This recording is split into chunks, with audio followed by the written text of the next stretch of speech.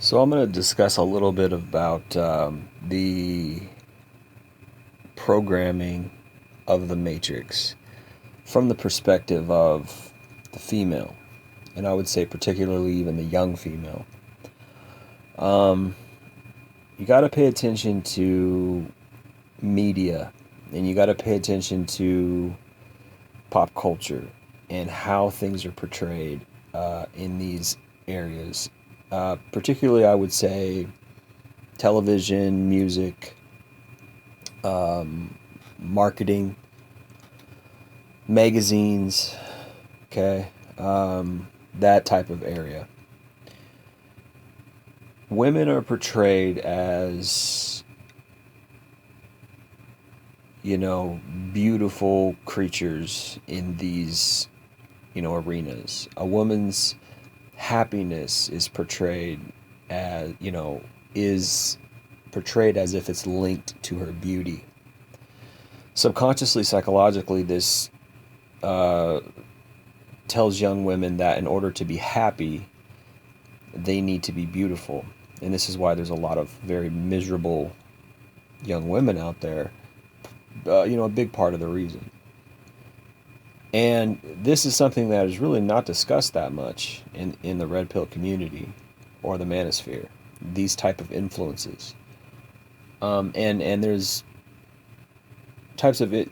There's these types of influences for men as well. We have. We grew up. I grew up looking at Arnold Schwarzenegger, right? Thinking, God, I want to look like that. Then I'll be happy. Then I'll be confident. Then I'll be, you know, I'll have my purpose. Then, right? So we have this programming, and a lot of the programming is kind of this, the reward as, or excuse me, the accomplishment as the reward, right? Once I accomplish something, then I'll be happy. And it's like, that's problematic. I think it was Jordan Peterson who said that, who said that the accomplishment as the reward is problematic. I think there's a YouTube video that he made that you can look up for that. And I think that's very true because it psychologically programs us to not live in the now. It psychologically programs us to not be happy with who we already are. And now we might be in a metamorphosis process. We might be in a process where we are transforming our life to something better. Some people are in a process of degradation and they're transforming their life into something worse through vices or addictions or whatever. Um, but this is the type of programming that we get into. Is this accomplishment as the reward type programming? Women are a little different because men, we are, in our nature, and I will often even dive into this type of deprogramming for guys who are leaving the matrix, or are red pill guys, to even deprogram your own nature to some extent. And first you have to understand it, right? But as men, we have this sort of achievement goals where our happiness is based on achievement or something we succeed at. A lot of our identity is wrapped up in success as a man, because this is, unfortunately, or you could say fortunately, however you look at it, for better or for worse. I look at it in an unfortunate way, but our biology, our nature is programmed to do something, right? As a man, we do. Women are just being, right? So for a woman, her reward is for who she is and who she's becoming, more so than for what she does, if that makes sense. So for a man, it's what he does, his accomplishments, his, uh, reaching his successes and his goals. That's when a man is sort of, this is why people like Richard Cooper, etc., Tomasi, they say things like, always be on your purpose. So when he achieves his purpose, or when he is on his purpose, that's when a man is, his happiest and he feels fulfilled. Well, I would argue that that's problematic. Okay, because what if you don't succeed? What if you fail?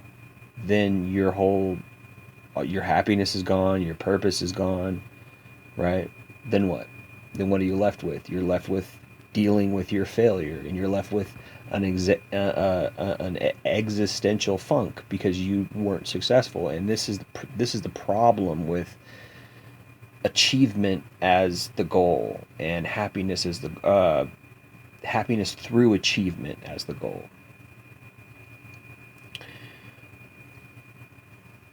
There's nuance to that, such as, well, we have to do something, to make money, because that's just the world we live in. We can't just be a burden on others. We can't just atrophy and be lazy and do nothing. I think most men have it in them to be ambitious or to do something, and not every man is insanely ambitious to where he chases excellence, 24/7 as some men do.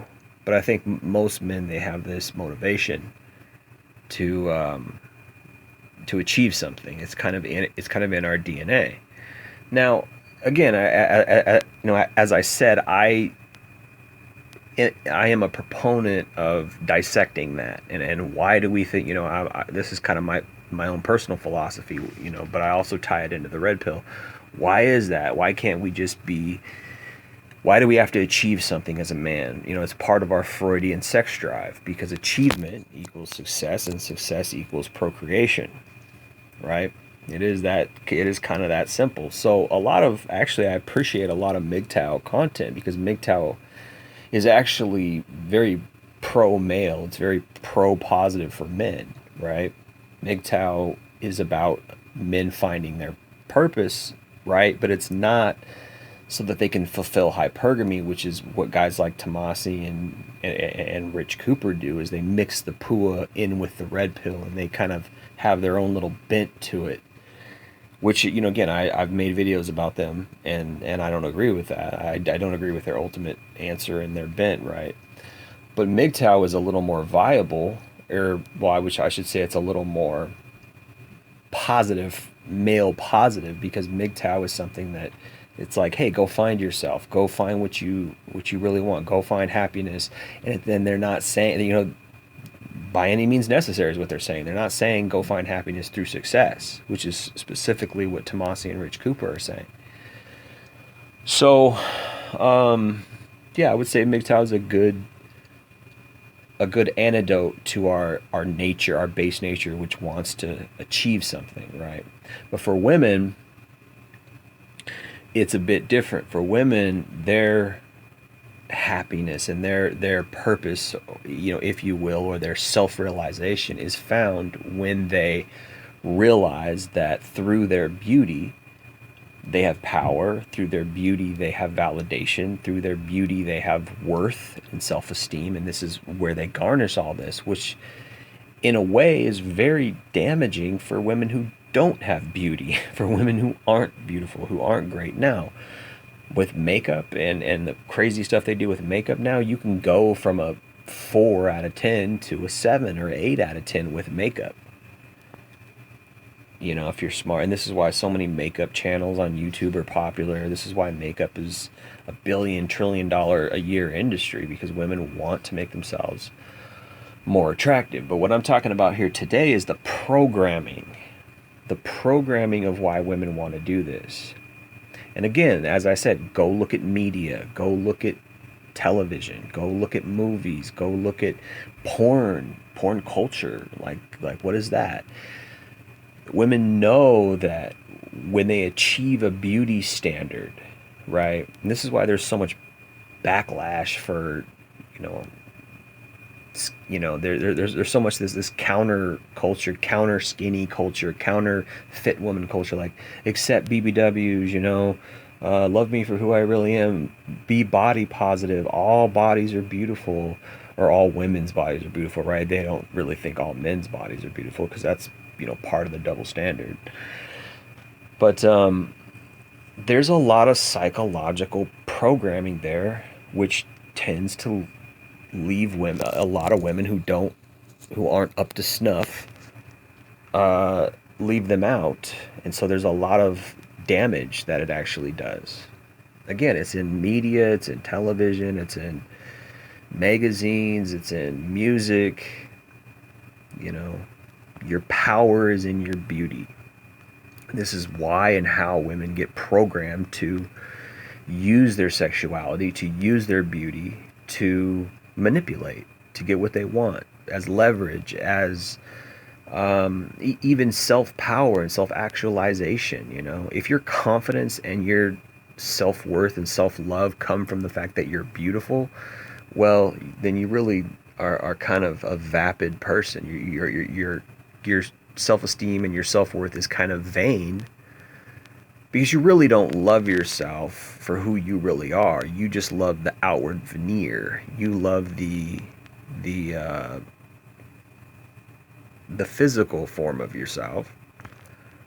But again, as I've said many times before, physical beauty is not the same thing as inner beauty. Inner beauty and physical beauty are different.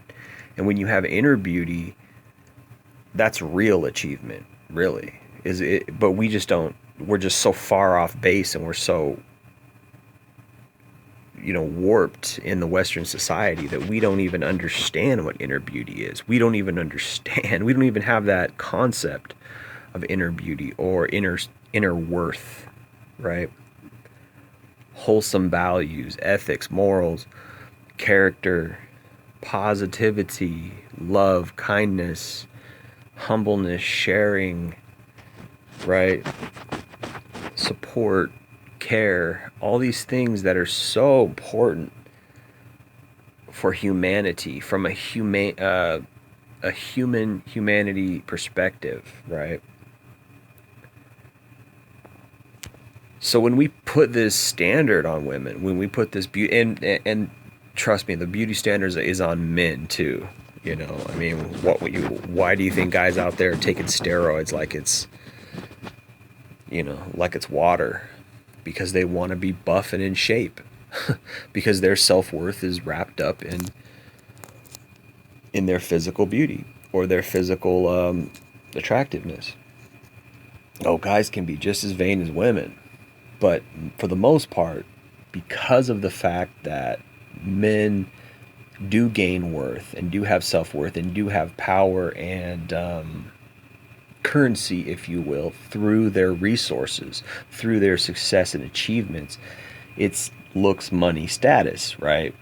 So if you don't necessarily have the looks, or say you don't put as much pressure or put as much importance on the looks, but you put more pressure and importance on money and success, you can still gain, the self-actualization. You can still gain the positive, reap the positive benefits from money and success, and not just your looks. Whereas with women, it's virtually mostly just their looks, you see, because this is what women exchange for the high status man, for the man who has resources, for the man who has money and status and whatever good looks. They exchange sexuality, they exchange intimacy. This is the female dating strategy. The male dating strategy is to exchange the resources, is to gain the status so that they can get the woman. Pretty simple stuff, but very profound and very real in today's society. So it's interesting, to understand this. It's interesting when you see it. And this is part of my leaving the matrix, is seeing things like this, discovering things like this, finding out things like this, and sort of learning that, yeah, man, this world is set up by something evil. This world is not set up for anything wholesome or anything intrinsic. It's all about money. It's all about greed. It's all about self-gain. It's all about what you can get, And it's not that I'm saying that people should be monks. It's not that I'm saying that people should not have any material possessions or totally forsake anything outward. It's not necessarily what I'm saying. I would just argue that a lot of people in this society that we live in do not even really have the concept of inner value. right? They just don't care. It's all about how much money you got, all about how successful you are, all about how good looking you are, all about, success, all about success, you know? Even to the point where if you're not successful, if you don't have looks, money, and status, they won't even consider you, they won't even acknowledge your existence, let alone be your friend or be your girlfriend or interact with you positive. Like, if you're not, this is why people, when they're great looking or they're famous or whatever, it's like there's just something about that guy. There's just something about her. Like, yeah, she has what people want. She has the looks. The she has the power through that. Why does everybody want to be Michael Jordan or Brad Pitt? Because they have looks, money, and status. See? But I believe it's set up this way. It's set up to lure women into selling themselves, right? It's set up to lure women into selling themselves through their beauty. And this is why women want the validation, the beauty validation. And this is why a woman who takes sexual validation or sexual, potential sexual attention, say from all these guys on her social media or whatever, these simps who go on and tell her she's so beautiful and tell her shit doesn't stink and tell her, say all these compliments and woo woo woo, right? It's phony. It's false. It's something that is it's not really real, because when you take away character, when you take away wholesome, I shouldn't say traditional, but yeah, traditional values too, but inward value. Is she a good person, or is she just a hot person? You see, is she really a good person on the inside, or is she just, does everybody just want to have sex with her, right? Is that her only value?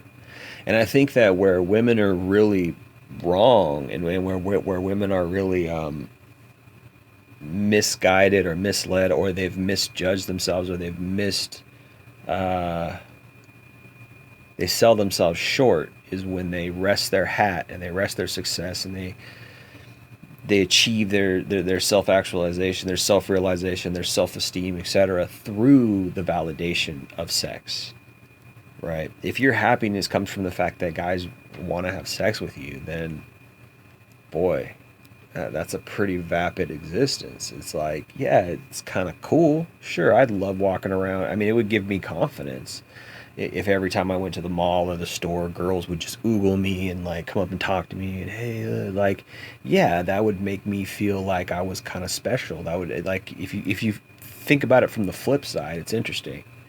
It would make you. I mean, like, how often does your average guy get a compliment, or how often does your average guy get hit on?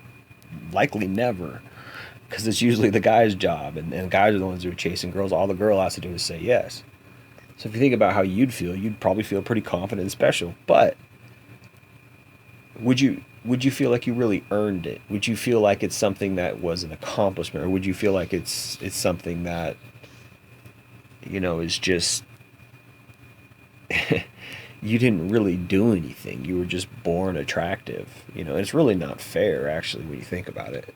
And there's a lot of women out there who are not attractive at all, and they're pretty miserable, because society says your only worth is through your physical looks, through your sexuality, through your beauty.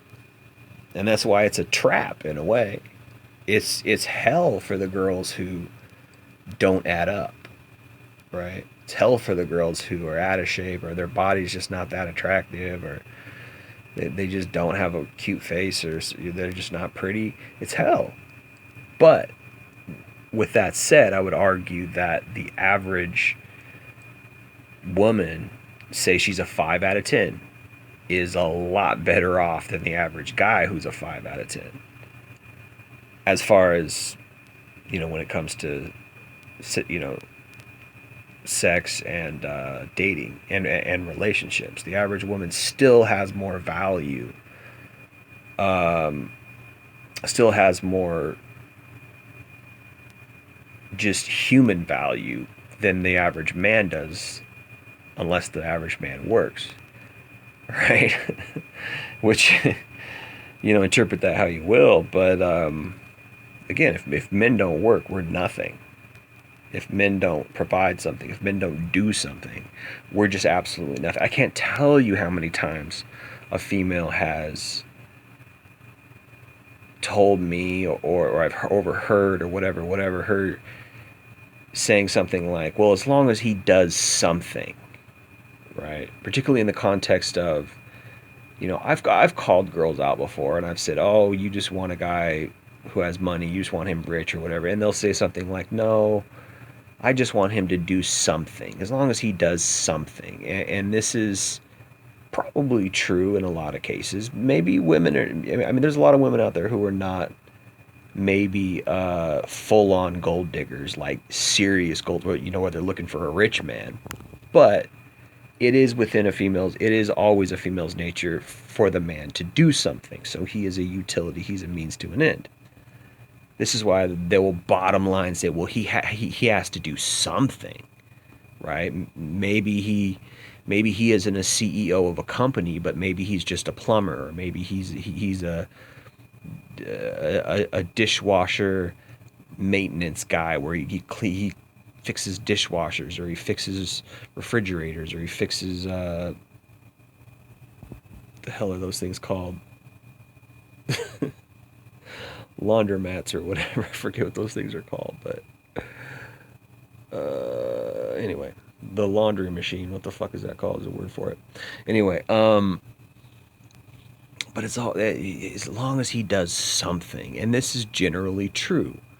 Now, of course, the more attractive a woman is, the better lifestyle, or the higher caliber man she can get that can provide her with a better lifestyle. This is generally true. But with that said, I've met women who, beautiful women who, are okay with the guy, just working a whatever kind of job, as long as he's bringing an income. But he has to bring in an income, period. Men have to do something. Whereas women, all they have to do is be. They just have to exist, because they have value. I wouldn't say intrinsic value, but they have value just for breathing. Now, what I always tell guys is, if you're going to choose a woman, make sure she has intrinsic value. Make sure that she's not, we all want a pretty woman. That just goes without saying. And women want attractive men as well, right? Women want pretty men, or hot guys. As humans, we want our partner to be attractive. But I always tell men, or I always advise in these videos, to look for if you're going to find one, look for inner beauty. If you're going to settle, or if you're going to have a relationship, look for inner value, inner substance. And this is where society, or the matrix, or whatever powers that be, have failed young women. Their parents, whatever you want to call it, they've failed young women when her only intrinsic, or her only worth is her beauty. So if the world is set up to lure women into sort of selling themselves with their beauty, meaning she's subconsciously taught through the media, through the music, through the magazines, through the TV, through the movies, to be beautiful. She's essentially sort of subconsciously learning to sell her beauty, right? And she's not working on her inner beauty. She's not working on her character, her personality in that case. No one's telling her to have better character. No one's telling her to be honest and to be kind and to have these good character traits. No one's telling her to set goals and achieve it. I mean, I'm not saying that doesn't happen. I'm not saying that all, I mean, like, we have women athletes, we have female athletes, and they do a lot of, what men do. They've learned to set goals, and they've learned to be diligent. They've learned to discipline themselves. They've learned to set goals and achieve them, right? Which is part of having a good character. It's part of it. So it does happen, but that's not really the norm. That's the exception. The norm for women is really, of course, nowadays there's a lot of there's a lot. I wouldn't use the word pressure, but there's a lot more encouragement for them to succeed financially, go to college. Women are graduating college at a much higher rate now. Okay, so that is happening as well. But again, nobody is teaching them inner beauty. Nobody's teaching them inner qualities. So this is what I say to men. I say, find one with inner qualities. Where can you find? And this is probably at the crux of my entire problem, my entire red pill journey. The crux of it is that how can we find a woman who's beautiful on the inside? And maybe sort of balance that out with her beauty on the outside. It seems like you would find, and I've heard guys advise this, a lot before. Find one who's a 5 out of 10. Find one who's a 6 out of 10, because the higher up you get, the less quality they are on the inside, the less quality their hearts are. And that makes sense.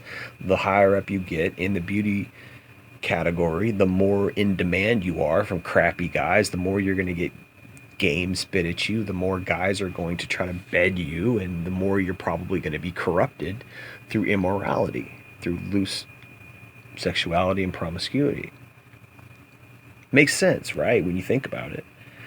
A woman who's less on the attractive scale, she might slip through the cracks. Guys don't want to fuck her, whatever, and she ends up having a decent character because she didn't have time to just go out or she had time because she had time to work on herself, because she wasn't just going out all the time and getting fucked by Chad every weekend, right? So I advise men to find one like that, but we should also understand that they're under that pressure to. Men are under the pressure to perform, to bring something to the table, to garnish and gain resources. Women are under the pressure to be beautiful.